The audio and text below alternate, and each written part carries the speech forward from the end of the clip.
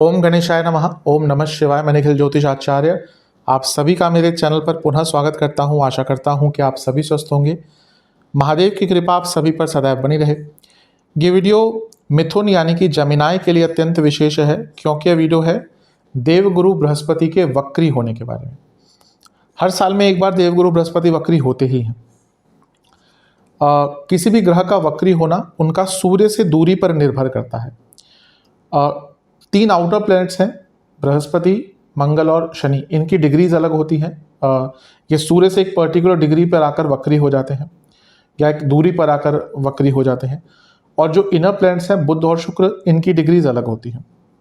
कोई भी ग्रह वक्री होता है तो विदाउट एनी डाउट वो ग्रह बहुत स्ट्रांग हो जाता है। कभी भी हम स्ट्रांग बोलते हैं तो उसका मतलब अच्छा या बुरा नहीं होता। वो स्ट्रांग हो जाता है अपने भावों से संबंधित, अपने रिजल्ट गिविंग कैपेसिटी में, वो अच्छा हो या बुरा। शास्त्र ये कहते हैं कि अगर कोई सौम्य ग्रह यानी कि कोई शुभ ग्रह जैसे बृहस्पति, अगर ये वक्री होते हैं तो इनकी शुभता बढ़ती है।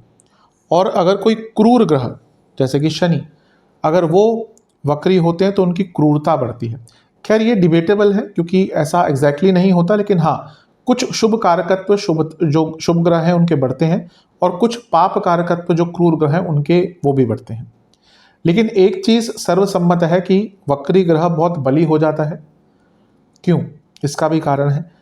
ज्योतिष में कई प्रकार के बल होते हैं। विंशोपक बल हो गया, षडबल हो गया। तो षडबल में एक बल होता है, 6 प्रकार के बल होते हैं ग्रहों के, उसको कहते हैं चेष्ट बल।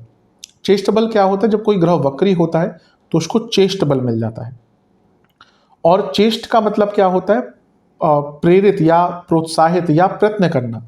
जैसे हम कभी बोलते हैं कि उसकी ये चेष्टा है, यानी कि वो कुछ प्राप्त करने की चेष्टा रखता है। तो कोई भी ग्रह जब वक्री होता है तो उसके अंदर चेष्ट बल आता है, यानी कि वो चेंज लाने के लिए, कुछ अचीव करने के लिए प्रोत्साहित हो जाता है, प्रेरित हो जाता है। वो अपनी नॉर्मल चाल से हटके अपनी चाल बदल लेता है, वक्र हो जाता है। जैसे वक्रतुंड महाकाय सूर्यकोटि समप्रभ, यानी कि गणपति जी की जिनकी टेढ़ी सूंड है, अपने नॉर्मल सीधी नहीं है, नॉर्मल से हटकर एक उनकी आकृति है। वैसे ही वक्री ग्रह नॉर्मल से हटकर एक चाल चलता है। क्यों? क्योंकि बदलाव लाने के लिए। क्यों? जो कार्य वो सीधा होकर नहीं कर पा रहे थे वो थोड़ा सा अपनी चाल को बदल कर पाएंगे। बृहस्पति वक्री हो रहे हैं तो वो अपने जिस भाव में बैठे हैं वहां से संबंधित रिजल्ट देंगे। जिन भावों के स्वामी है वहां पर बदलाव आएगा, जहां पे दृष्टि है वहां पर बदलाव आएगा। लेकिन यहां पर केवल देवगुरु बृहस्पति का अकेला वक्र प्रभाव नहीं है। अगर हम देखें तो देवगुरु बृहस्पति की 9वीं दृष्टि रहेगी आपके 8वें घर पर, और वहां पर केतु की भी 5वीं दृष्टि रहेगी। तो केतु तो सदैव वक्री ही रहते हैं, तो 8वां भाव भी बहुत प्रभावित हो गया, जहां पे मकर राशि आपकी पड़ती है। और नवंबर तक तो शनि भी वक्री हैं। तो शनि की 10वीं दृष्टि रहेगी वृश्चिक पर, यानी कि आपके 6ठे घर पर, और गुरु की भी वक्री दृष्टि 6ठे भाव पर है। तो ये 2 भाव भी अति प्रभावशाली और संवेदनशील हो गए हैं। तो इनसे भी संबंधित कुछ ना कुछ रिजल्ट आपको देवगुरु बृहस्पति के वक्र प्रभाव के कारण प्राप्त होंगे। तो इन सभी चीज़ों की विवेचना करने का मैं प्रयत्न करूंगा अपने स्तर पर। क्या अच्छा हो सकता है, क्या बुरा हो सकता है, क्या बदलाव ला सकते हैं।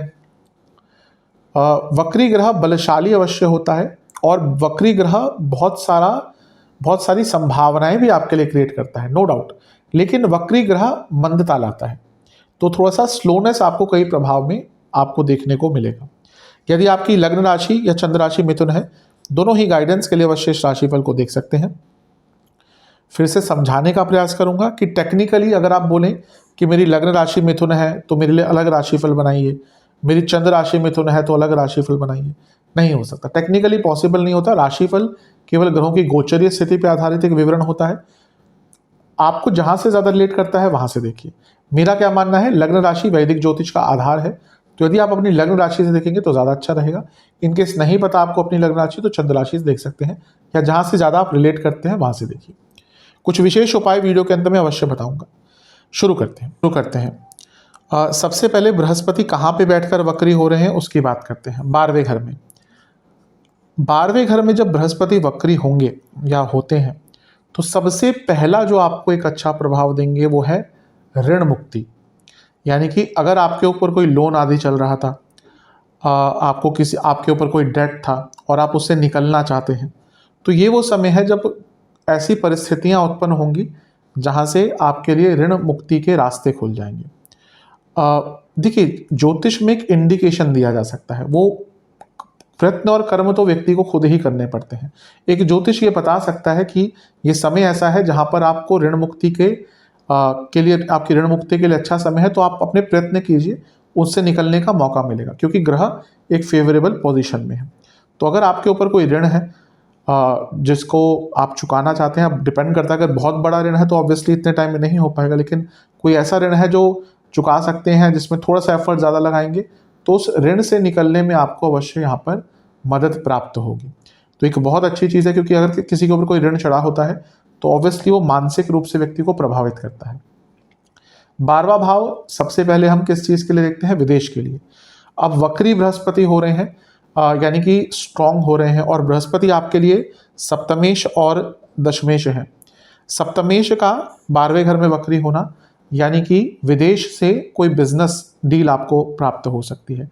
आज की दुनिया ऐसी है कि हम एक ग्लोबल समय में रह रहे हैं, ग्लोबल वर्ल्ड में रह रहे हैं, यानी कि कोई सीमाएं नहीं है, क्योंकि अगर आपके पास इंटरनेट है, आपके पास थोड़े से स्किल्स हैं, आप एक कमरे में बैठकर पूरी दुनिया से कनेक्ट कर सकते हैं। तो आज बहुत लोग होते हैं जो इंडिया में बैठकर बिजनेस बाहर कर रहे हैं, बाहर के लोग इंडिया में बिजनेस कर रहे हैं। तो अगर आपका बिजनेस विदेश से संबंधित है तो आपको लाभ मिलेगा। अगर आप विदेश में बिजनेस ढूंढ रहे थे करना, यानी आपको विदेशी पार्टनर ढूंढ रहे थे, बहुत अच्छा टाइम है। और अगर आपका कोई विदेश संबंधित बिजनेस में कार्य अटक गया था, तो वहां पर भी आपको यहाँ पर अपने कार्यों को पूर्ण करने का मौका मिलेगा।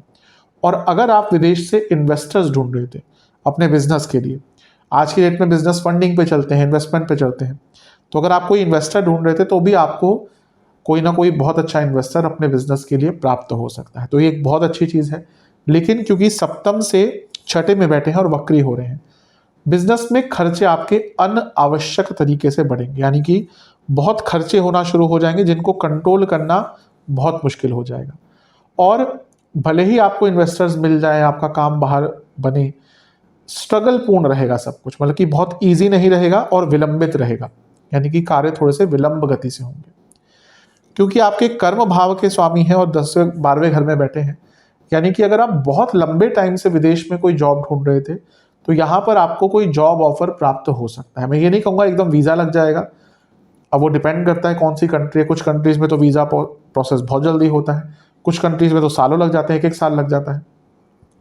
लेकिन ये वो समय है जब आपको विदेश से कोई जॉब ऑफर अवश्य आ सकता है। अब आप बहुत टाइम से अगर विदेश में कोई जॉब प्राप्ति की बात कर रहे थे या सोच रहे थे, नहीं कुछ हो रहा था, वक्री बृहस्पति अवश्य आपको मौका देंगे। लेकिन क्योंकि वक्री हैं, हो सकता है आप जिस फील्ड में ढूंढ रहे हो उस फील्ड में आपको एग्जैक्टली ना मिले, यानी कि थोड़ा सा आपकी फील्ड बदल सकती है, मे भी थोड़ा सा मनी में भी कॉम्प्रोमाइज़ करना पड़े। लेकिन अगर आप विदेश जाने के इच्छुक हैं, अगर आप चाहते हैं जाना जिससे आपका धन भी बढ़े, आपका एक्सपीरियंस भी बढ़े, तो आपके लिए समय बहुत अच्छा रहेगा। विलंबित हो सकते हैं कार्य, जैसे मैंने कहा वक्री ग्रह की विशेषता होती है कि वो अपॉर्चुनिटी क्रिएट करेंगे, लेकिन विलंबित प्रकार से। तो विलंबित हो सकते हैं लेकिन अपॉर्चुनिटीज अवश्य आएंगी। कई लोग होते हैं जो अपनी ही कंपनी से विदेश जाना चाहते हैं, जिसको शायद ऑन साइट कहते हैं, तो उनको भी यहाँ पर मौका विदेश जाने का अपने जॉब में मिल सकता है। तो एक बहुत अच्छी चीज़ आपके लिए ये हो रही है। 12वां भाव बहुत चीज़ें दर्शाता है, लेकिन उसमें से सबसे जो इम्पोर्टेंट चीज़ है वो है मोक्ष। मोक्ष बहुत बड़ी चीज़ होती है, उसको हम बहुत ल्यूसिडली उपयोग कर लेते हैं, लेकिन आज के टाइम में अगर हम देखें ना, जो व्यक्ति अपने बंधनों से मुक्त होना शुरू करता है तो वो हम कहते हैं कि वो मोक्ष की तरफ जा रहा है। तो यहाँ पे यही होगा, बृहस्पति आपको बंधनों से मुक्त करेंगे, आपको अपनी कमियां थोड़ी सी पता चलना शुरू हो जाएंगी, आपको अपनी एडिक्शंस पता चलना शुरू हो जाएंगी, आपको वो लोग पता चलने शुरू हो जाएंगे जो आपको बांध रहे हैं, यानी कि आपको आगे नहीं बढ़ने दे रहे। और ये वक्री बृहस्पति के कारण आप कई बंधनों से मुक्त होकर आगे बढ़ेंगे, तो इसका एक अच्छा प्रभाव रहेगा। विदेश संबंधित आपके कोई और भी कार्य अटक रहे थे, तो यहाँ पर वो पूर्ण करने में बृहस्पति आपको बहुत तेज गति से मदद कर सकते हैं। बस ये है कि वक्री ग्रह है तो थोड़े से एफर्ट ज़्यादा लगेंगे। आप विदेश में आप इमिग्रेशन करना चाहते हैं, मतलब कि आप वहाँ पे सेटल होना चाहते हैं, तो यहाँ पर आपको मौका मिल सकता है, लेकिन हो सकता है आपको स्ट्रगल या आपको एफर्ट्स थोड़े से ज़्यादा लगाने पड़े, आपको कोई जान पहचान निकालनी पड़े, थोड़ा एक्स्ट्रा पैसा देना पड़े, कई प्रकार होते हैं, कई प्रकार की चीज़ें होती हैं। तो यहाँ पर विदेश संबंधित कार्यों में आपको सफलता अवश्य मिलेगी, लेकिन विलंबित एक लय रहेगी, विलंबित एक समय रहेगा हर चीज़ को प्राप्त करने में। 12वें घर में बृहस्पति वक्री होंगे तो आपके खर्चे बहुत बढ़ेंगे, तो खर्चों पर थोड़ा सा नियंत्रण करेंगे, अच्छा है। ये वक्री बृहस्पति आपके पिताजी की संपत्ति के लिए बहुत अच्छे हैं, क्योंकि नवम भाव से चौथे में है। अगर आपके पिताजी का कोई संपत्ति का कार्य अटक रहा था, कोई प्रॉपर्टी का कार्य अटक रहा था, तो उनको यहाँ पे लाभ प्राप्त हो सकता है। लेकिन बृहस्पति जब 12वें घर में होते हैं तो व्यक्ति की निद्रा भंग करते हैं, यानी कि नींद अच्छी नहीं आती। तो आप देखेंगे ये अक्टूबर से फरवरी तक का टाइम आपको अपनी नींद पूरी करने में प्रॉब्लम होगा। अब इसमें कई प्रकार की चीज़ें हो सकती हैं, या तो नींद आएगी नहीं, या फिर असमय टूट जाएगी, रात को नींद नहीं आएगी, आएगी तो 2 घंटे आएगी, फिर नींद खुल जाएगी, फिर दिन में आप स्लीपी फील करेंगे। यानी कि निद्रा संबंधित, यानी कि सोने से संबंधित आपको कोई ना कोई प्रॉब्लम तंग कर सकती है। और वक्री बृहस्पति 12वें घर में व्यक्ति के अंदर बहुत चिंता क्रिएट करते हैं, व्यक्ति बहुत चिंतित हो जाता है बिना किसी आवश्यक ही। ऐसा नहीं कि वो चीज़ ज़रूरी तंग करे ही उसको, लेकिन बस मन कहीं ना ऐसी जगह पे चले जाता है जहाँ पर व्यक्ति परेशान अपने आप हो ही जाता है। और इसके साथ ही 12वें घर के जो वक्री बृहस्पति होते हैं वो थोड़ा सा कॉन्फिडेंस भी कम करवाते हैं, व्यक्ति का जो अथॉरिटी होती है ना वो भी थोड़ी सी कम होती है। तो इन सब चीज़ों पर आपको अवश्य काम करना पड़ेगा। जो सबसे नकारात्मक प्रभाव हो सकता है यहाँ पर बृहस्पति का, वो हो सकता है आपका धन का नुकसान। जैसा मैंने कहा, क्यों? क्योंकि आपके बाधकेश हैं और व्यय स्थान में है। ऐसी चीज़ों पर खर्चा होगा जिसके लिए आप तैयार नहीं थे, और सेहत पर बुरा प्रभाव पड़ेगा। कारण क्या है कि 12वां भाव बीमारियों का होता है, हॉस्पिटल्स का होता है, दवाइयों का होता है, और बृहस्पति जीव कारक है। तो 12वें घर में आके ही प्रॉब्लम थोड़ी क्रिएट करते हैं। जैसे मई से आ गए थे आपके 12वें घर में, तो मई से ही मिथुन वालों को हेल्थ इश्यूज रहना शुरू हो गए होंगे कई लोगों को। कुंडली बहुत अच्छी है तो अलग बात है, लेकिन अगर प्रभावित है तो प्रभाव, नेगेटिव प्रभाव सेहत को लेकर रहा होगा। लेकिन यहाँ पर जब वो वक्री होंगे तो अचानक से कोई नई बीमारी आ सकती है, या कोई बहुत पुराना रोग जो बार बार तंग करता है वो भी आ सकता है। तो सेहत को लेकर बहुत ध्यान दीजिएगा। 12वां भाव भी डाइजेशन के लिए इंपॉर्टेंट होता है, क्योंकि छठे से सप्तम होता है। छठा भाव डाइजेशन का, और उसकी पूर्णता सप्तम भाव दिखाता है, वो उससे सप्तम यानी कि 12वां स्थान। तो यहाँ पर डाइजेस्टिव प्रॉब्लम जिनको है उनके रोग यहाँ पर और बढ़ सकते हैं। बृहस्पति क्योंकि आपके 7वें घर के स्वामी है जो मैरिड लाइफ का होता है, वैसे ही अपने से छठे में थे तो लड़ाई झगड़े तो हो ही रहे होंगे। अब वक्री होंगे तो और डिस्टर्बेंस मैरिड लाइफ में आ सकती है, तो मैरिड लाइफ पर थोड़ा ध्यान देंगे तो आपके लिए अच्छा रहेगा। सप्तम भाव आपकी सोशल लाइफ का भी होता है। हो सकता है क्योंकि वो वक्री हो रहे हैं तो आप थोड़े से अनसोशल हो जाएं।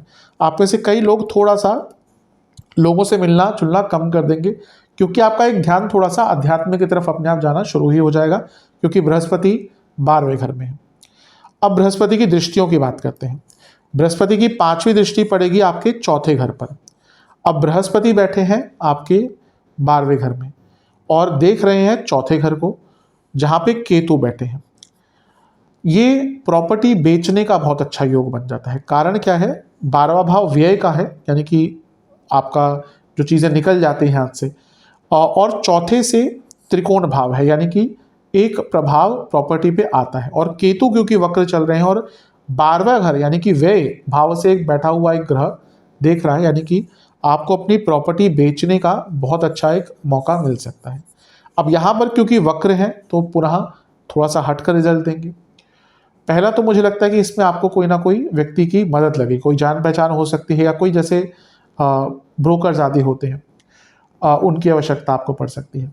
दूसरा, यहाँ पे रेदर देन कि जिनको बहुत जल्दी नहीं है उनसे अच्छा मौका यहाँ पे उनके लिए है, जिनको बहुत जल्दी है, यानी कि जिनकी प्रॉपर्टी कहीं फंसी हुई थी उनके लिए बहुत अच्छा मौका है, क्योंकि यहाँ पे आपकी फंसी हुई प्रॉपर्टी निकल सकती है। अगर आपकी कोई प्रॉपर्टी फंस गई थी, आप उसको बेचना चाहते थे, लेकिन यहाँ पर प्राइस पर कॉम्प्रोमाइज़ करना पड़ेगा।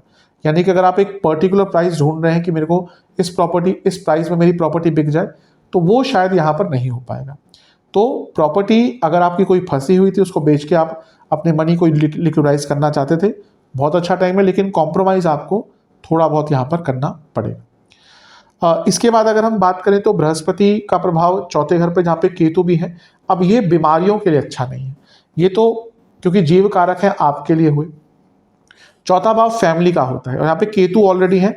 मिथुन वाले जातकों के साथ पिछले करीबन 1 साल से घर में, फैमिली में हेल्थ इश्यूज आ रहे होंगे। अब उसमें और इजाफा होगा क्योंकि वक्री ग्रह देखेगा चौथे घर को। स्पेशली अगर आपकी माता जी की तबीयत खराब है, उनका बहुत ध्यान दीजिएगा। और घर में बीमारियां आ सकती है, इसको दरिद्रता कहते हैं। दरिद्रता की पहली निशानी बीमारी होती है। गरीबी तो आगे चलकर वो क्रिएट कर ही देते हैं, क्योंकि अगर आज के टाइम में बीमारियों पे खर्चा होना शुरू हुआ तो खर्चा बहुत ज़्यादा होता है। तो यहाँ पर एक कंसर्न ये है कि आपके घर में कोई व्यक्ति बीमार पड़ सकता है, कुछ थोड़ा सा सीरियसनेस भी आ सकती है। और माता जी की सेहत का तो बहुत बहुत ध्यान दीजिएगा, क्योंकि केतु ऑलरेडी चौथे घर में है और वक्री बृहस्पति का प्रभाव माता जी की सेहत पर अच्छा रिजल्ट नहीं देगा। लेकिन पुनः ये चौथा भाव है, मोक्ष त्रिकोण का पहला स्थान है, केतु ऑलरेडी है। आप में से कई लोग मोक्ष की तरफ, अध्यात्म की तरफ, पूजा पाठ की तरफ, ज्योतिष की तरफ, जो भी विद्याएं होती हैं उनकी तरफ जाना शुरू कर दिया होगा। और ये वक्री बृहस्पति और केतु का मिलन चौथे घर में और आपको इन सब चीज़ों के प्रति लेके जाएगा। इसका एक और नेगेटिव भाव हो सकता है, बहुत डिटैच फील करेंगे हर व्यक्ति से, हर चीज़ से। मतलब कि जो चीज़ आपको इससे पहले प्रसन्न भी करती थी, ये वो टाइम होगा जब आप उससे भी डिटैच फील करेंगे। फॉर एग्जाम्पल, आपको कुछ खाने में बहुत पसंद आता है, आप देखेंगे इस टाइम पे शायद वो चीज़ भी आपके सामने कोई रख दे तो आपकी रुचि जागरूक नहीं होगी।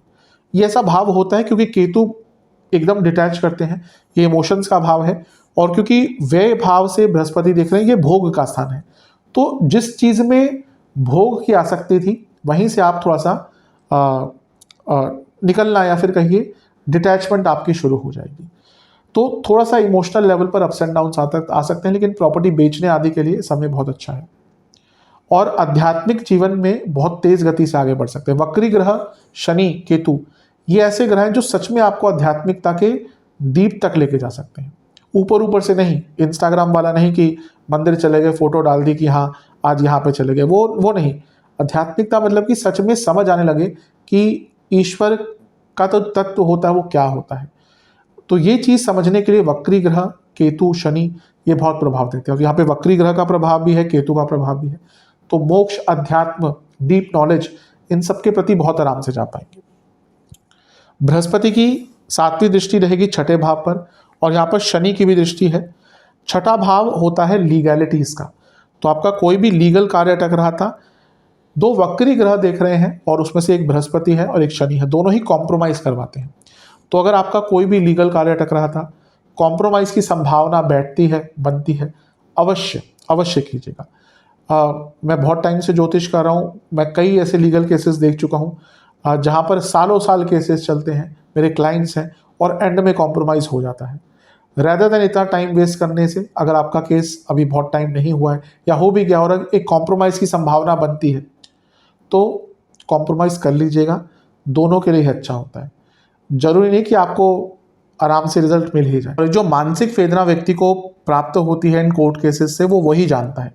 व्यक्ति शुरू तो कर देता है कोर्ट केसेस कि हाँ हमें जस्टिस मिल जाएगा, सॉल्व हो जाएंगी चीज़ें, लेकिन हमारे देश की न्याय प्रणाली, अब गलती भी नहीं कर सकते क्योंकि इतने केसेस हैं, और जितना मुझे पता है जजेस और उनकी संख्या बहुत कम है। बदलाव आ रहे हैं, लेकिन अगर कहने का तात्पर्य यह है कि अगर कॉम्प्रोमाइज़ से सिचुएशन हो रही है सॉल्व, तो मेरे हिसाब से आपको कर लेना चाहिए। दूसरा चीज़ ये अर्थ त्रिकोण होता है, करियर के लिए बहुत इंपॉर्टेंट होता है। कार्य क्षेत्र में स्ट्रेस बहुत बढ़ेगा, लेकिन वक्री ग्रहों का प्रभाव ये बताता है कि अगर आप अपने कार्य क्षेत्र में कुछ रोल चेंज चाह रहे थे, कि आप चाह रहे थे कि आपका रोल चेंज हो जाए, तो बहुत चांसेस है कि आपको कोई नया रोल मिल सकता है, लेकिन उसमें भी स्ट्रेस बहुत रहेगा। तो एक्सेप्ट तभी कीजिएगा जब आप एक चैलेंज लेने के लिए तैयार हो, क्योंकि छठा भाव चैलेंजेस का ही होता है, कंपटीशन का होता है। अगर आपने इस वक्र पीरियड को निकाल दिया उस चेंज ऑफ रोल को एक चैलेंज की तरह समझकर, कंपटीशन की तरह समझकर, तो आने वाला जो साल होगा वो आपको अवश्य बहुत अच्छे प्रभाव देगा। क्यों? क्योंकि सप्तम भाव अगले साल शनि बृहस्पति दोनों से दृष्ट होने वाला है, यानी कि प्रमोशन, रिकॉग्निशन अगले आने वाले साल में बहुत अच्छी प्राप्त होगी। लेकिन अगर आपने कुछ अलग नहीं किया, आपके पास कोई ऑफर आया, आपके बॉसेस ने, आपके मैनेजमेंट बोला कि हम आपको यहाँ पे चाहते हैं कि आप इस डिपार्टमेंट में चले जाएं, और आपने उसको रिफ्यूज़ कर दिया, तो मे भी उतना अच्छा प्रभाव ना मिले। क्योंकि देखिए, ग्रह पहले ही थोड़ा सा एक अपनी पटभूमिका तैयार करते हैं। तो यहाँ पर कार्य क्षेत्र में चैलेंज एक्सेप्ट करने का टाइम है, कॉम्पिटिटिव होने का टाइम है, अपना एक स्ट्रॉन्ग फेस लोगों के सामने रखने के का टाइम है, जहाँ पे आपको डरना नहीं है बल्कि अपने आप को एक्सप्रेस करना है। ये कंपटीशन का भाव है तो स्टूडेंट्स के लिए बहुत अच्छा है। ये कंपटीशन का भाव है, करियर का एक भाव है, अगर जॉब चेंज करना चाहते कोई इंटरव्यू आपका पड़ता है, बहुत अच्छा टाइम है। और सबसे इंपॉर्टेंट भाव है उपचय स्थान। तो आपके अंदर ना कुछ कर गुजरने की क्षमता और कुछ कर गुजरने की हिम्मत रहेगी और अवश्य वो चीज़ आपको बहुत आगे लेकर जाएगी। तो यहाँ पर ओवरऑल ये जो छठे भाव का प्रभावित होना है बहुत अच्छा रिजल्ट देगा। लेकिन पुनः 12वां भाव, छठा भाव रोग का स्थान और ये दवाइयों का स्थान, सेहत को लेकर मुझे लग रहा है कि आपको काफ़ी प्रॉब्लम्स आ सकती हैं और specially metabolic disorders, digestive disorders, intestine की प्रॉब्लम, लिवर की प्रॉब्लम, इनडाइजेशन, एसिडिटी, ये सारे रोग आपको बहुत तंग करेंगे। तो जितना हो सके अपने खाने पीने को लेकर बहुत सचेत हो जाइएगा। जितना अपने खाने पीने को सरल कर सकते हैं यहाँ पर उतना अच्छा रहेगा, जितना सात्विक बन सकते हैं उतना अच्छा रहेगा। तो इन सारी चीज़ों पर ध्यान देंगे तो विशेष रहेगा। अपने दुश्मनों से थोड़ा बच के रहेगा, क्योंकि वक्री ग्रह का प्रभाव है, आप दुश्मनों पर हावी अवश्य रहेंगे। लेकिन ये वो समय है जब आपको पता भी नहीं चलेगा कि आपके दुश्मनों की संख्या बढ़ना शुरू हो गई, और जब दुश्मनों की संख्या बढ़ती है तो अवश्य वो कोई अच्छी चीज़ नहीं होती। तो इन सब चीज़ों पर भी आपको ध्यान देना है, सेहत पर बहुत ज़्यादा ध्यान देने की आवश्यकता है। बृहस्पति महाराज की जो नवी दृष्टि है वो पड़ेगी आपके अष्टम भाव पर, और केतु महाराज की 5वीं दृष्टि पड़ेगी अष्टम भाव पर। ये अच्छा किसके लिए है? ये अच्छा है विदेश से धन प्राप्त करने के लिए। क्यों? क्योंकि अष्टम भाव आकस्मिक धन का होता है और 12वें घर में बैठकर बृहस्पति देख रहे हैं, तो विदेश से अचानक से पैसा आ सकता है, पुनः एंसेस्ट्रल प्रॉपर्टी से लाभ हो सकता है, वसीयत आदि से लाभ हो सकता है। और जो रिसर्च बेस्ड स्टूडेंट्स हैं उनको यहाँ पर बहुत लाभ प्राप्त होगा, आपको कुछ नया सीखने को मिल सकता है। और अष्टम भाव रास्ता दिखाता है। जब भी अष्टम भाव बहुत प्रभावित होता है ना तो जीवन में एक नया रास्ता लेकर आता है।